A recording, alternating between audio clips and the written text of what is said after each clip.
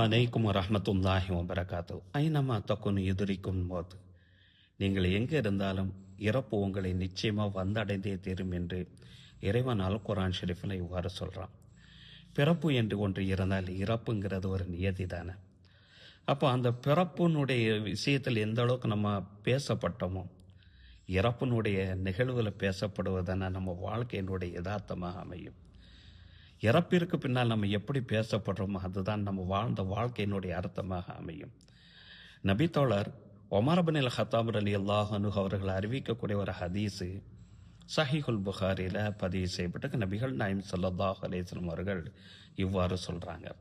ஐயுமா முஸ்லிமின், எந்த ஒரு முஸ்லிம், அதாவது இறந்து போகக்கூடிய இறந்து விட்ட ஒரு முஸ்லிம், ஷஹீத் அளவு அந்த இறந்து போன அந்த நபருக்காண்டி சாட்சி சொல்லுகிறார்கள். அர்பாத்துன் பி ஹைரின், 4 நபர்கள் நல்ல விதமாக சாட்சி சொன்னாலே போதும்.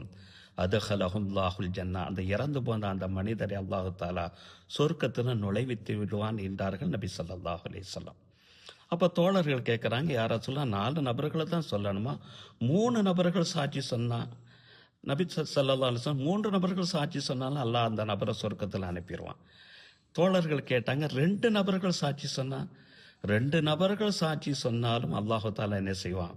சொர்க்கத்தை நுழைவித்து விடுவான். நாங்கள் ஒரு நபரை பற்றி கேட்கலன்னு சொல்லி உமர் ரலியல்லாஹு இந்த ஹதீஸை அறிவிக்கிறாங்க. ஆக 4 நபர்கள் நல்ல விதமாக அந்த ஜனாசாவில் கலந்து கொண்டு சாட்சி சொன்னாலே போதும், நம்ம அந்த ஜனாசா சொர்க்கவாசியாக இருப்பதுக்குண்டான அடையாளமாக அமையும் என்பது இந்த ஹதீஸினுடைய கருத்து. சரி, ஜனாசாவுக்கு இந்த நன்மை கிடைக்குது, இறந்து போன அந்த நபருக்கு இந்த நன்மை கிடைக்குது. ஜனாசாவில் கலந்து கொள்பவருக்கு என்ன நன்மை? இந்த காலகட்டங்களில் ஜனாசாவில் கலந்து கொள்வது கூட ஏற்றத்தாழ்வு, பணக்காரர் ஏழைங்கிற அந்த பாகுபாடு பார்க்க ஆரம்பிச்சிட்டோம். சரி, நம்மளுக்கு நன்மை கிடைக்கும், அந்த சுயநலத்துக்காண்டி அந்த ஜனாசாவில் கலந்து கொள்ளலாம் அல்லவா? அதுக்கு என்ன நன்மைன்னு சொல்லி பார்க்கக்கூடிய நேரத்தில் நபி தோழர் அபூ ஹுரைரா ரலியல்லாஹு அன்ஹு அவர்கள் இந்த ஹதீஸ் அறிவிப்பாங்க. இந்த ஹதீஸு சஹீஹுல் புகாரியில் பதிவு செய்யப்பட்டிருக்கும்.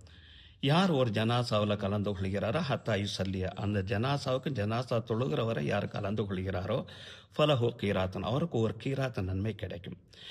யார் அந்த ஜனாசாவில் அந்த ஜனாசாவை அடக்கம் பண்ணுற வரை கலந்து கொள்கிறாரோ அவருக்கு 2 கீராத்து நன்மைகள் கிடைக்கும் என்று நபிகள் நாயகம் ஸல்லல்லாஹு அலைஹி வஸல்லம் அவர்கள் சொல்லக்கூடிய நேரத்தில் தோழர்கள் கேட்குறாங்க, யார் ரசூலுல்லாஹ், கீராத்துனா என்ன என கேட்கக்கூடிய நேரத்தில் மிக பிரம்மாண்டமான 2 மலை அளவு உண்டான அந்த நன்மைகள் யாருக்கு கிடைக்கும்?